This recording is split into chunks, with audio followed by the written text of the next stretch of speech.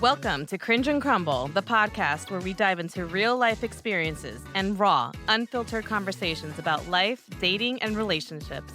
Join us as we share our own stories with those of our guests that will inspire you to connect with others in a new light. Whether it's overcoming heartbreak, Navigating the dating world, or finding new ways to live in your truth, we've got you covered. So buckle up and let's get ready to cringe and crumble. Woo!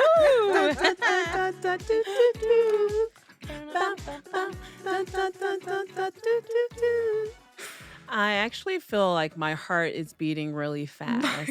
Too. Right? Yes. Because of this topic that we have to get into. Yeah. It also doesn't help. We just came from a spin class together. And I took a pre-workout. You really did take a pre-workout for no reason. But It's all late. I'm like, it really is. But no one needs to know how late it is. But hello, Vanessa. Hi, Trinisha. I know how you're feeling. I know, nervous. I'm like, why are we nervous? I don't know. We're It's like little- a weird topic. We do this all the time. Oh, yes. This topic is for today.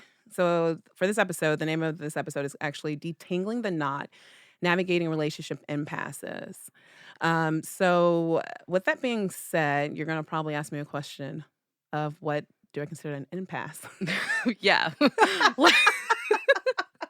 Please define impasses. I know, like, it's so funny when we sit down and we have to create all these different episodes. We come with these like fascinating topics, and you're just kind of like, but what does that one word mean? Because it has to help us navigate how we're going to go through the episode. So, an impasse is a feeling of being trapped and emotionally attached to a perspective that doesn't allow us to step into another stage of life. It's common for couples to reach an impasse at some point in the relationship, which I like to consider like they're more like obstacles, right? It can seem like a roadblock in the relationship at the time. And if there is no way to recover or come to an agreement or move forward together, that's what we can consider like an impasse. And I think on an individual level, as outside of that relationship, it's kind of like you are not authentic or you're out of alignment with what you really need and want. Does that make sense? Yeah. Yeah, I mean, I guess when I thought of impasse, like after you described it to me, the first thing I thought about was like you're just in this relationship where the dynamic is just stale. You've become stalemates, Mhm. and you're stuck in a rut, really, in Yeah, this that's relationship. Yeah, Basically what it is. These different obstacles, and there's so many different impasses that you come to that you just can't seem to get out of it, right? Because you're Right. not coming to an agreement with it, right? Yeah, So yeah. it's There's something that just the fizzle had just stopped. The yeah. spark has just gone away. What do And you there's do some there? communication misunderstanding with that as well. Right. But it's a part of a relationship. You know, you could be married for 20 plus years and then, that dynamic change and it shifts. And you don't know why it has shifted in a different way, what's caused it, but you just know that something's changed, but you're not really kind of confronting it head on. Yeah.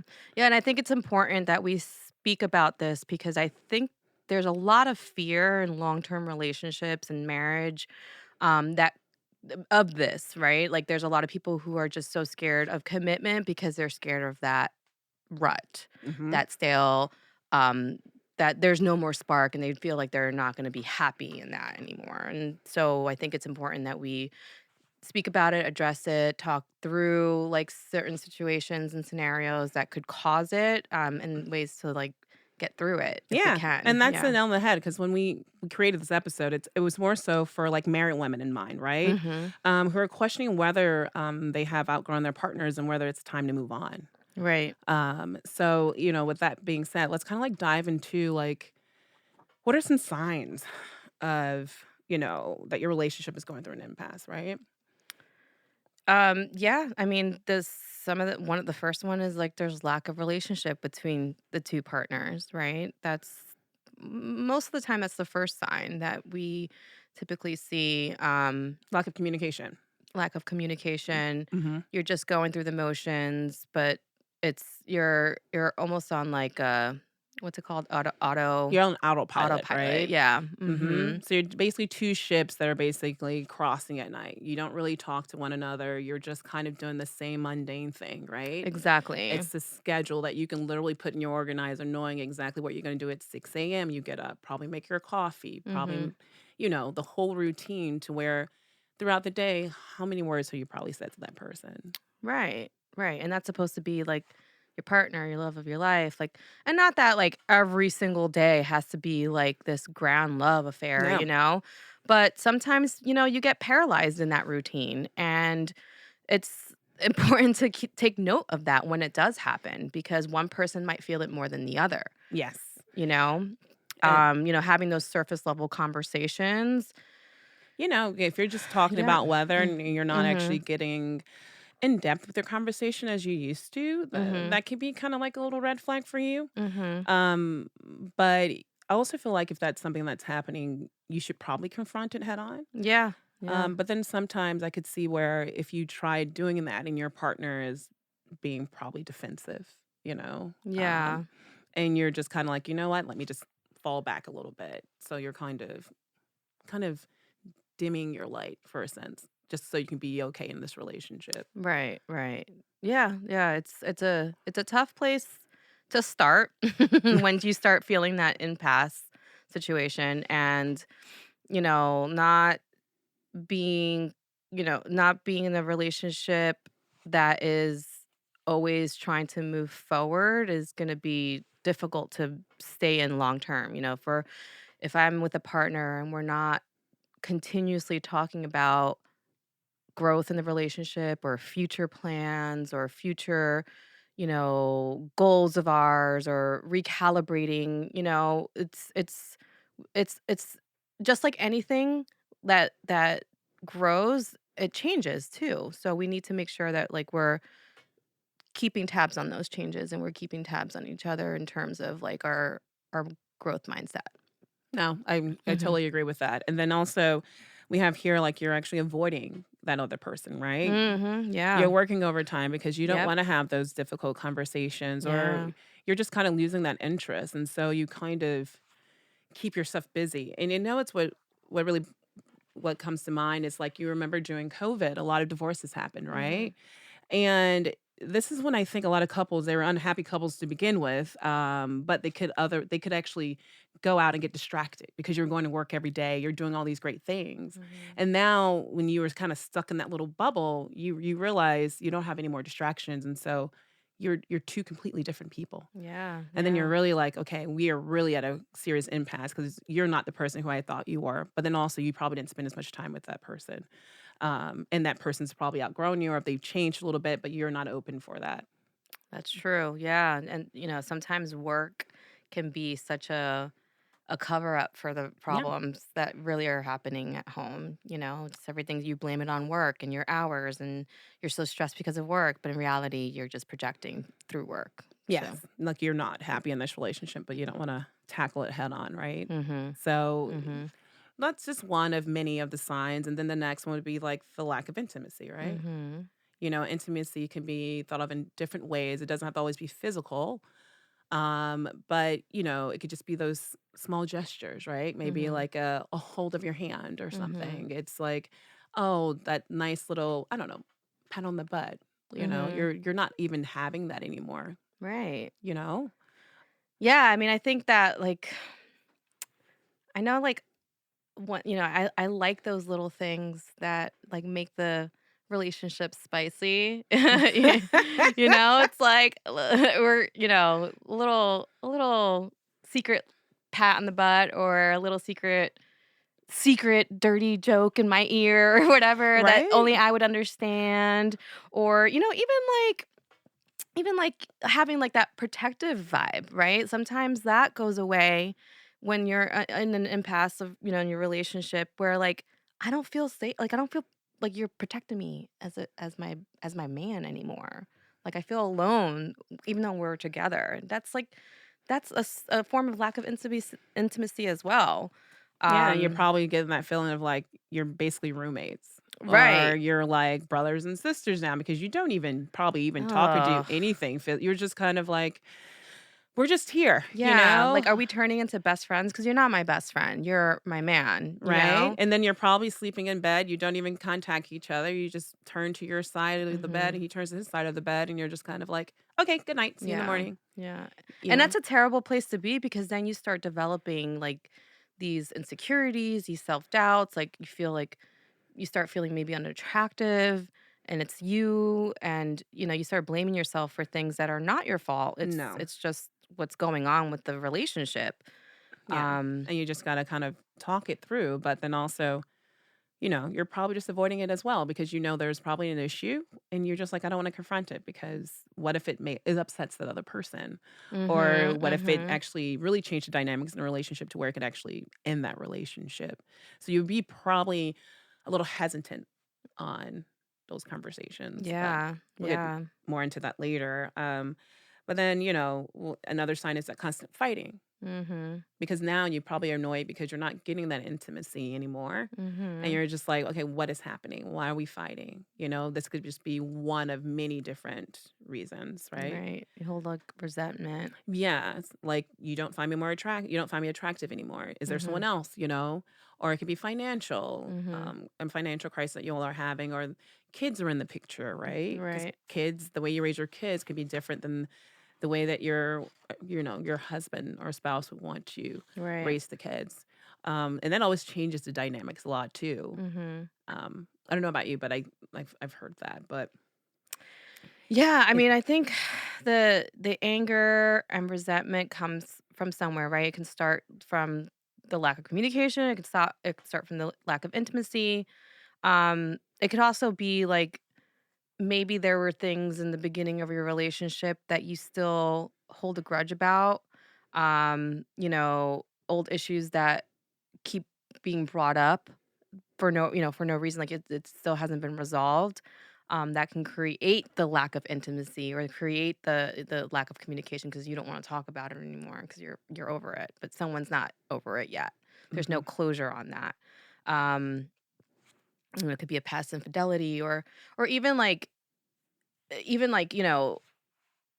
maybe you got married too soon, maybe you got together too soon where it was only about the sex, right? And now, like, you realize the sex wasn't the most important part of finding a partner, and now you're resenting that you chose a partner that's, like, really not for you, right? Like, there's some partners that are really okay with being in the rut, right? They're really okay with being in this mundane situation because they feel safe, whereas the opposite partner is they for them to keep moving, they need the spice. So now, like, what do you do there when one is good and the other one's not? Yeah, you have to learn how to adjust to that other person, and you need to Yeah. vocalize that, Mhm. like, let's say, for example, the husband would prefer to spend, his nights in and not going out because he's got his routine. He comes home after work, maybe he has a beer, he sits and watch television, Mhm. but you may wanna go out and have a date night and, Mhm. get dressed up and, be told that you're beautiful and,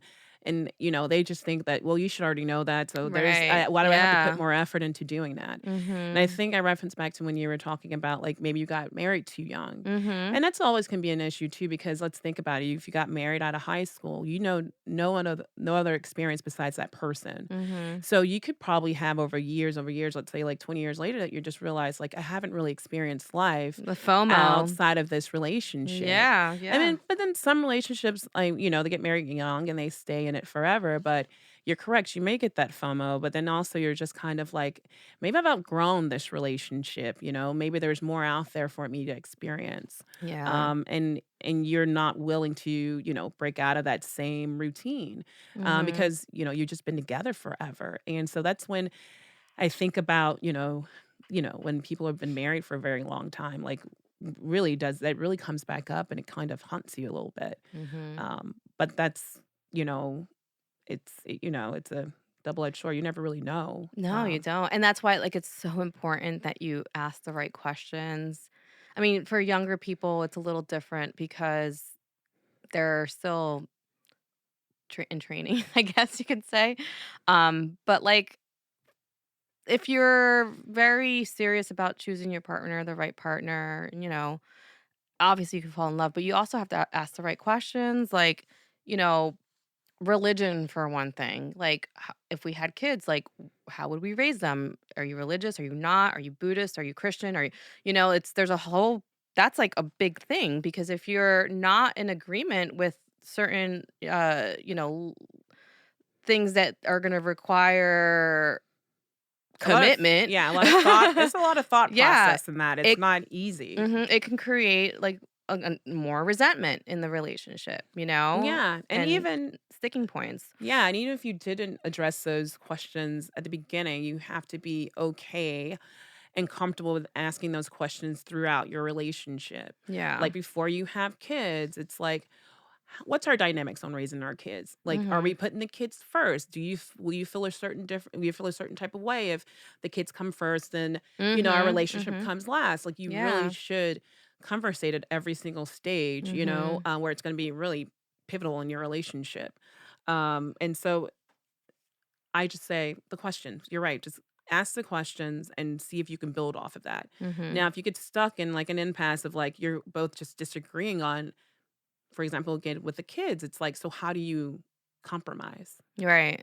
Well, that's what you're having issues with because some of Mhm. us The have our compromise, is a yeah. compromise because we're going to be standing strong in our viewpoints and not listening to the other person's viewpoint because at the end of the day, it's actually becoming kind of like a competition of who's gonna like, you know, bow down to the other person, and it shouldn't be looked at that way, but that's what Mhm. happens sometimes in people's brains, Exactly, yeah, uh, I agree with that. with those conversations. Mhm. So it's just like just pushing your ego aside and just really listening to that person and not allowing it to affect you Mhm. and thinking that you lost at something. It's just like, okay, Right. you know. But then also, I think we talked about this too. Another sign is, the feeling of resentment, right? Mhm. So what does that look like? Yeah. Maybe that person's cheated on you in the past Right. and you're resenting that even though you should have gotten over it. Or maybe you just like, I did get over it, but you really kind of didn't get over it. Yeah. Yeah, that's a hard one because we talked about this on a separate episode where it takes a lot of work, a lot of it's an upward escalator or downward escalator going up. But it's tough. It's really tough to get out of that, that takes a lot of strength in a relationship, and it's a lot of people don't have that. No, and we have here too, like, you lose interest in someone. Yeah. It's unfortunate, but it's like Mhm. it's just Yeah, some people, like, literally outgrow their partner, sometimes if you're not on that same wavelength, on that same growth path, one partner is thriving, the other one's still, like, stuck in, mentally in their early 20s, like, that's a problem. that's a problem. You sit around playing video games all day and Yeah. you should be living in the moment as opposed to spending it all day online. Right. And but you should also be okay with closing that chapter in your relationship and not hold that resentment that, I can't believe I married someone like this. Because it's not fair. Yeah, because, I mean, you've, like, accepted him or her that way for so long, like, you can't expect that person to change out of nowhere, like, you've accepted it, like, you've lived with it, you didn't maybe it was voiced a couple times, but that's why, like, you need to nip those kinda things in the butt early on if they bother you, Mhm. you know? Yeah. But now but there's so many signs, right? I don't even know. Like, we could keep going on and on and on. Yeah. But then it's like, when do we come to like the coping mechanisms for Mhm. dealing with these impasses? Um, and I think one of the big ones is we talk about taking a hiatus from the marriage. What Mm. does that look like? We Mhm. talked about this in the past episode of, are you taking a break? Yeah. Just it It's works a for some people, I mean, I know a whole person that was married and got a divorce and then got remarried to their same husband. It's everybody's different. Every relationship is different. For them, that works. It's it's different Very than what we're expensive. a very expensive lesson. Yes. We couldn't just talk about this. Right. Like, did we really need to have a whole divorce? Like, Could we and not just go to therapy? yeah. But we had to get a whole divorce, and you really Mhm. had to really miss me. Yeah. Yeah. for you to be like, "You know what? That was the best thing I ever had. Come back and live with me again. Right. Let's try this all over again." Yeah. But they're still happy. Yeah, they're happy as a clam. I mean, it worked for them. I don't know, like, I don't know if it would work for everybody. I feel like No, I don't recommend getting a divorce and getting back married again. I would think, my our next coping mechanism would be kind of like going to counseling or therapy. yeah. I mean, yeah, that's definitely I mean, I think that, like, once you're divorced, more likely than not, you're not gonna get back together, but if you do get back together, there's a big possibility you're gonna get re-divorced. You know, Or like you or they start the divorce proceedings to really stick it to the person, like, "Listen, I'm really mhm. looking at getting a divorce Yeah. if you don't straighten up," and then that's when that other person's like, "You know what? No, wait a minute, don't do it, I hear you. I know what is it that you want me to do?" And you become that person that you've been asking for that person to Oh, become yeah. right in that moment, but it's quite sad that that person has you have to take it all the way to that level before they're like, "I appreciate you. I understand what you're talking about. Let's, like, work at this as a team." Yeah, I mean, pressure really, creates diamonds, right? I mean, that's what it seems like we're trying to get to. Right? It's like, "Okay, you got that pressure. Okay, that's great. Please don't explode or, like, implode on this, Yeah, yeah, but I mean, it could relationship." sometimes that pressure, sometimes that, like, hiatus could be a positive thing, where that's the whole purpose, 'cause, obviously, in every relationship, you wanna do everything you can to make it work, um, and the hope is that it's gonna be a positive outcome, but Yes, but make sure you mhm. set boundaries on this hiatus, like the Yeah, time yeah. frame. Mhm. What is it expected? Are you allowed to see other people? Like you really need to make sure you sit down and say, okay, this is what we should be doing Yeah. with this hiatus, and not think of it as just like a free hall pass and living your best life. I So mean, yeah, that's difficult. yeah, this is very difficult. That's a difficult coping mechanism. Yes, it's a coping. Yeah, very Mhm. difficult. But full circle therapy. I Mhm. think couples therapy is something that can really help both Mhm. parties because I always think about therapy as that third person in that relationship because Yeah. they can mediate the whole entire situation, and I feel like the couple is more comfortable being able to speak to the therapist, and say things that they feel like they are afraid to say to their partner if they Mhm. were just alone. And they can probably get more out of that dynamic than if it's just both of them trying to work Yeah. through it themselves. Yeah. I mean, like, I guess how I see it is like you if you're gonna commit to therapy, you both need to like commit. Like you both need to 100%. go in with the full, open mindedness of we're trying to make for A, you're trying to make this work, and B, we're trying to get the most out of these sessions, right? Um, giving it a real chance and not letting it be a one sided show. No. So first, I mean, I think it's also proper to have a pre-therapy discussion too, because it's also setting the tone for therapy. Like, hey, I'm gonna go into therapy and I'm probably gonna say things that you're not gonna like. But I need to say it so that we can work through it. Right. Yes, you should be able to speak your truth, Right. And in both ways and not be defensive about it. exactly, and go in with, like, a non-judgmental mindset, like, expect that it's gonna hurt, but it's gonna be for the well-being of us. Because the whole thing is that if somebody's going in with a thought, with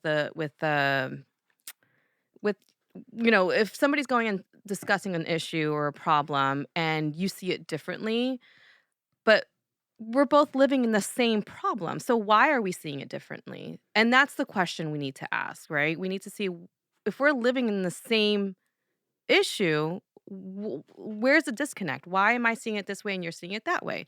That's what we have to work on. And that's what both partners need to go in with that kind of mindset of like problem solving, not just like defensive, like blaming, anything like Correct. that. Yeah, and they're gonna probably Yeah. go in with that mindset of defensive and blaming, and you're correct that they need to go in with that, mindset of why we're having these issues, and I think, like I said before, with the therapist, they're gonna be able to pull that out of those individuals if Mhm. they'd allow that to happen with them. And I feel like it would be the best solution if you're going through an impasse. That's my thing. If I was having any type of issue, or I would definitely want to seek out that. Yeah. But Yeah. just be authentic and be yourself, because you're not in a relationship with a newbie here. There's someone who knows you inside and out, and if they're gonna take it and be defensive about Mhm. it, the question is, why are you being so defensive with my Right. answer? Yeah, You it's know? so important to be truthful. I actually have a friend, this was interesting because I look at her now and her relationship, and she's so happy. She's been married for about, I think maybe 15-ish, between 15 and 20 years, a long time.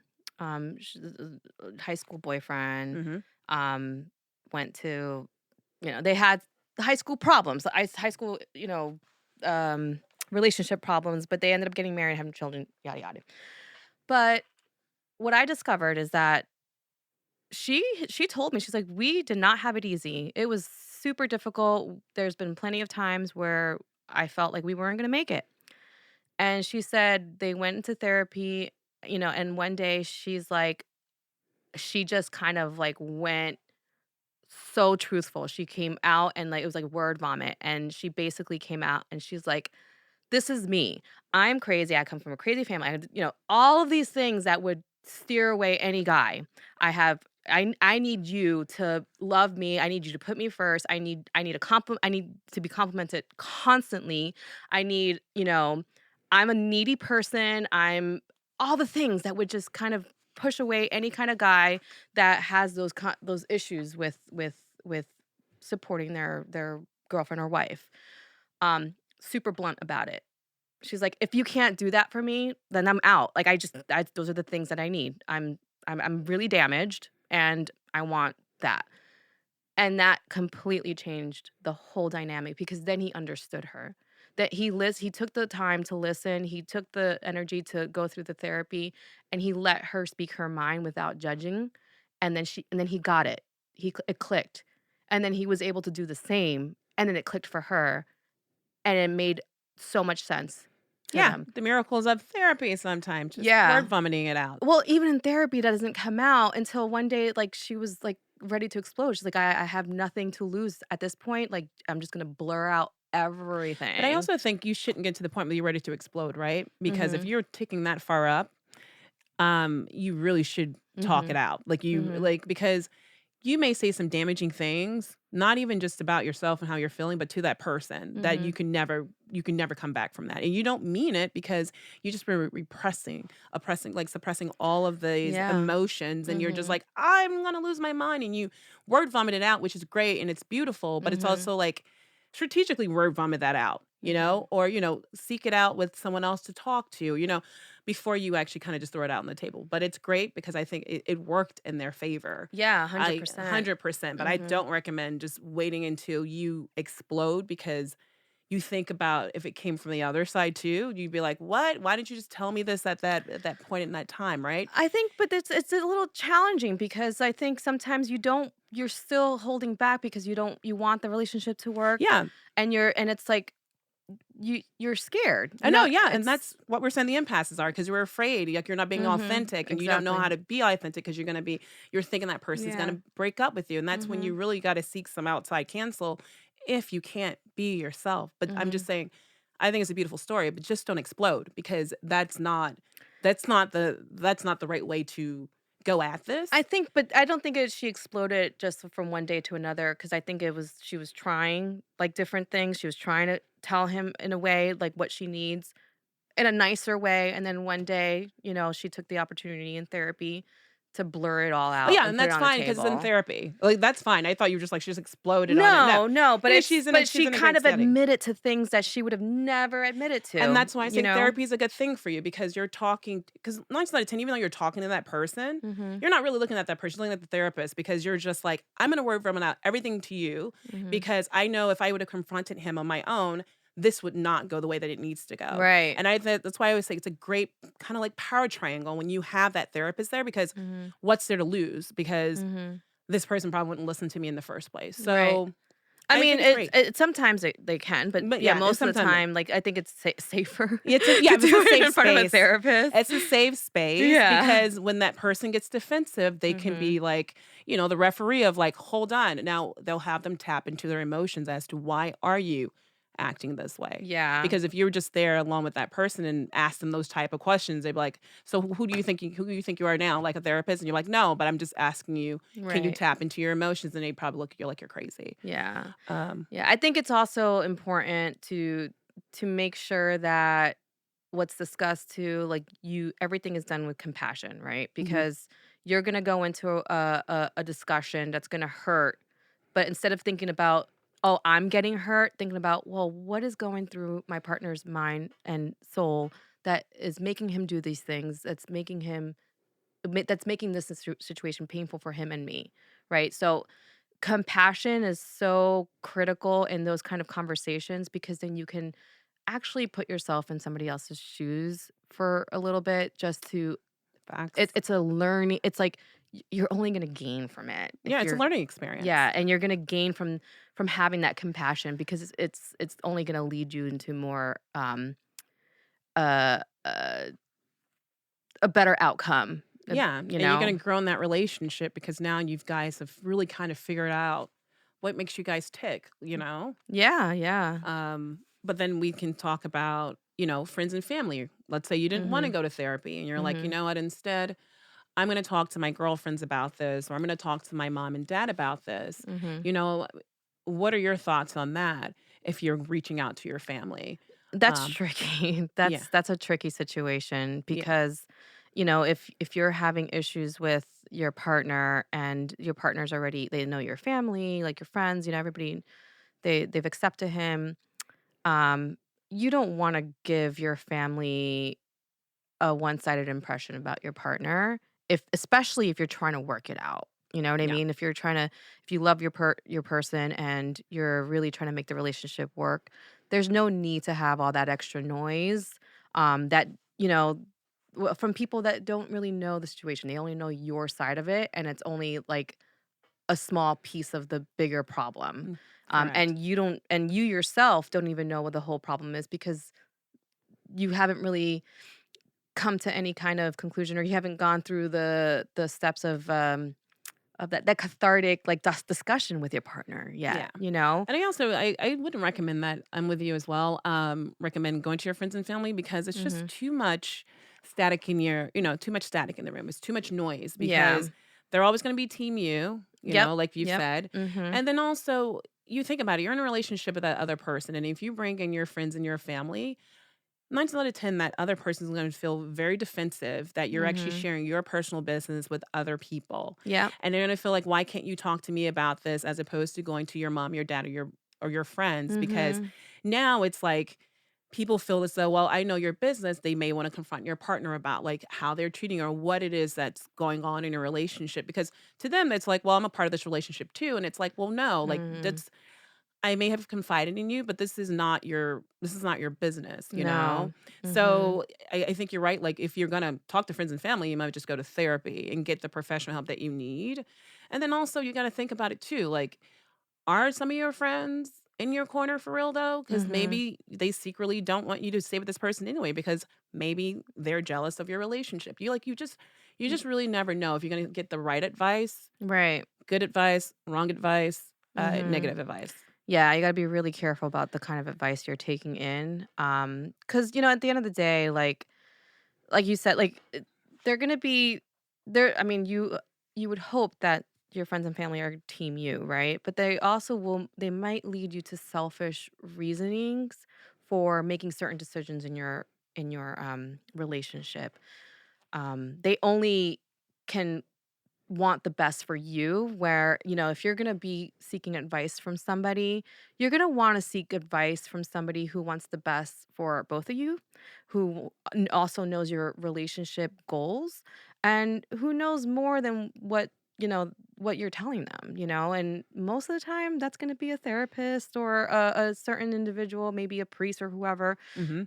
that is really looking out for your marriage and not just for you as a Yeah, person. as you as a team because you're Yep, both a team. You're a exactly. unit and you're not one-sided on that. So, yeah, I'm with you. I'm more Yeah. therapy than friends and family. No offense. No, yeah, I'm I I'm mean, I'm with but you too. we can have sounding boards like, "I think I'm gonna murder him," not truthfully, but, he did something and am I in the wrong? How you're like, Mhm. "Am I the asshole? Mhm. Because you did this?" You may wanna just ask that, but, like, I Mhm. wouldn't give all of my relationship Yeah, and it's hard, right? details. It's hard because, like, you have your girlfriends, your best friends, and that all you wanna do is talk about your issues, but you gotta, like, You gotta set a boundary definitely, because we're definitely, all gonna be like, "Girl, because you you did it want you wrong." want them to continue loving them as much as you do, you know what I mean? And they might not, your partner might not be a good person, okay?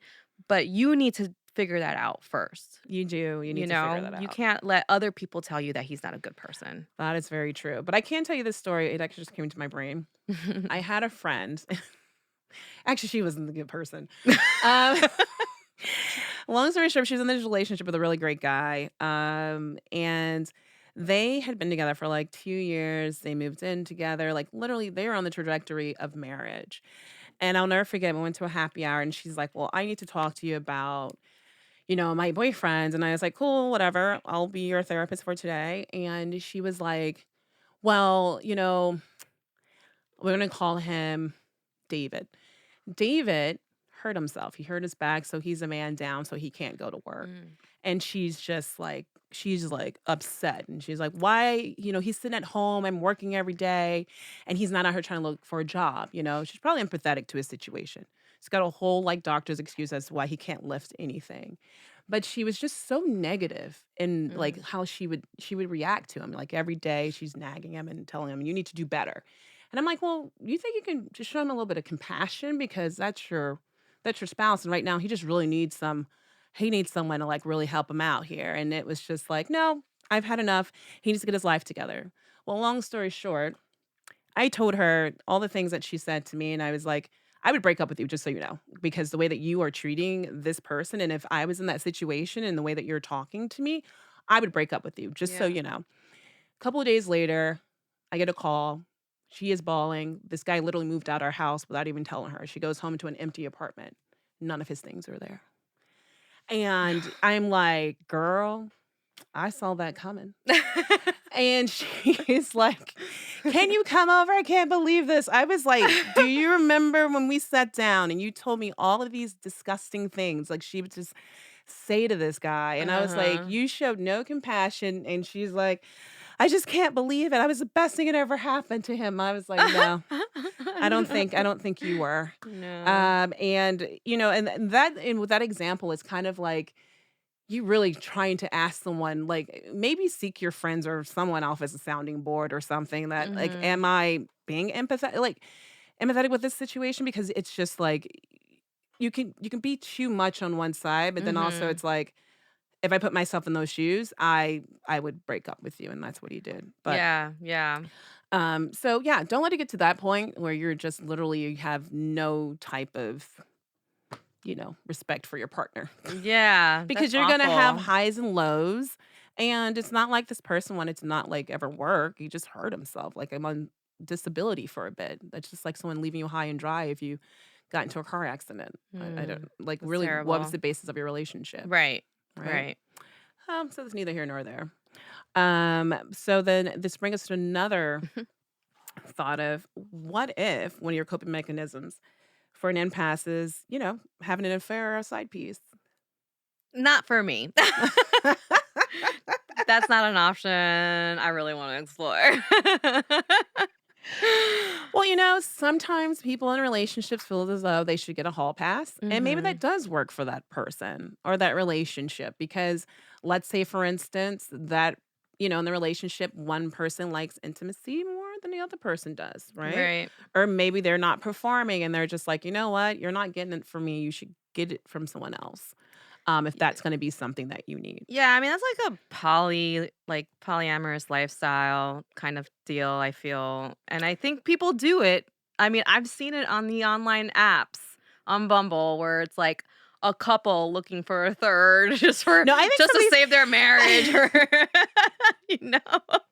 I know sometimes I don't even I think they have think an to put open it in there. relationship right now. Like Yeah, that's all everyone on Bumble with all these acronyms that you have to define, and you're like, Mhm. "What the heck does this acronym Yeah, means?" no. I Um, mean, it's definitely an option. It definitely is an option for some people, for some couples. Absolutely. That's why we have to bring it up because it's a real thing. I mean, But, yeah, also, you gotta think for about it me it's too. not. Will it actually create more problems than what you already had before? Like, are you Mhm. really like, you're so solid in your foundation of this relationship that you can go out and do that? You really much pretty much you're not, because if you're seeking that and you're already in through all these impasses and you're already on, like, you know, you're on, like, bad footing here, I think going out and having a hall pass or sleeping with someone else is just gonna damage your relationship, and probably you're gonna break up. Yeah, I mean, on and it there's a possibility that it won't damage the relationship if you guys are in the same page of that kind of agreement. Because if you're in a poly relationship, there's an agreement made, but both partners have to be like into that. You know what I Yeah. mean? That's I'm like not saying you're in a poly relationship, so like the polyamorous. I'm just saying, like, you're yeah, just an 2 married people who just came who are to this thing, and yes, monogamous you're and they're monogamous, trying something and you're new. trying something new. Like, Yeah. polyamorous people, different. Like, they're all like, "Yay, let's do this." Like, this person's just kinda like, "My libido doesn't work, so how about you just go live your life and, figure it out," you Right. know? You just gotta be really comfortable in your dynamics if that's gonna happen, but I can kinda see the writing on the wall, like, it's probably not gonna work, but I could be naive and think otherwise, but I know. I just know myself well enough. I wouldn't I I'd be wouldn't a do little it. too jealous for that kind of option. I mean, also, it probably have you thinking to yourself, like, am I not good enough?" Like, like, Yeah, if that person yeah. does that, will they look at you the same way? Or is that Right. something they're gonna continuously wanna do? Mhm. Um, I don't know. That's not for me, but it's for some other Yeah, you're people. opening a whole can of worms and you experience that you might never go back to normal again, so Maybe that's what you always wanted as a polyamorous relationship, didn't mm, even know it, and mhm, now look at you, mhm. thriving. Not Yeah. really, because So when do we decide, like, when enough is enough with this kind of, relationship and its impasses? I think you just have to outweigh the pros and the cons of the relationship and what it is that you're actually really looking for, right? Mhm. If your intuition is telling you like this just is not it, like you've just hit a brick wall and you're like, I can't even see you even in another stage of our lives. Don't go with it. But if you're Yeah. open to it, I think the big thing is you have to be open to wanting this relationship to work. Yeah, definitely it's it's definitely a case by case basis. I think that you have to really look at who you are in the relationship, um, and what is happening to your values. Like, are you diminishing your values just to make this relationship work? Mhm. Um, are you seeing any changes in yourself that you're not liking, okay, just to make it work? Um, and is it worth it? Is it worth it for the relationship? Are Yeah. you like what are you doing to yourself mentally and physically? Um, like what are you putting yourself through mentally and physically to make this, just to make this whole thing work out because you love so much. Mhm. It's really strong. I mean, it's really hard to walk away, honestly. It's the hardest thing ever. I mean, I've been in this kind of relationship. That's why it's like we're talking about this topic and it hits me really it hits a nerve with me and it's a really soft point. A soft point. Sorry, I'm like starting right now, but It's okay. because I've been there and it's really painful, it's a painful thing to decide, especially when you already had your mindset on this being a forever thing, and you did everything that you could to make this work, and you just have to like find it in yourself to understand the situation for what it is. You can't rely on what used to be. You can't rely on what you hope to be. You have to look at it for exactly what it is. What is it today? What's the work that's been done or lack thereof? And what is the reality of it? At that point you have to ask like really, concrete black and white questions. Um, Unfortunately, it's really difficult, you have to be strong enough to walk away, and it's really difficult for people sometimes, and they get stuck in these kind of relationships for decades. I mean, Mhm. decades. And when I left my long-term relationships for many reasons, this being one of them, having that, like, being stuck in that rut and finding nothing, there was no more of any of the things that I thought were gonna be forever, you know? Um, it was hard, I remember my mom telling me one time, like, "Ever since you've been in this relationship, your light has dimmed." That was really hard to hear, and I was one of those people where I wasn't telling my parents my issues because I wanted them to continue loving my ex the way I did. I really wanted to make that work, but they saw it. They saw my light dim, and that was really hard to hear because I've always been a pretty outgoing person, a very, I was very much of a people person, and I stopped being that. I stopped being myself. Even when I just made the decision to leave, and I did leave, and I moved across the country.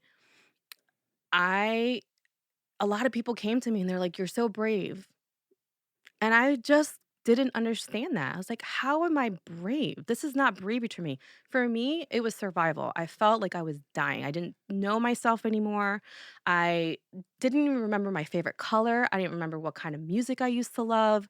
I don't remember, like, anything that I used to love about myself. So basically you became that person, I became right? that person. You Yeah. know, and that can be a very scary place, right? Because Yeah. you probably did everything and anything for that person, To and make it to work. make it work, right? And so in what you were talking about is like that energy that you project, like people can feed off of that and they can feel it. And your mother was on point with that. Mhm. And I also think, you did make a point where it's like people stay in these relationships for a very long time because sometimes you don't want to disappoint yourself, your Mhm. friends, your Mhm. family, no one, because you feel like you've done something and you're in it for the long haul.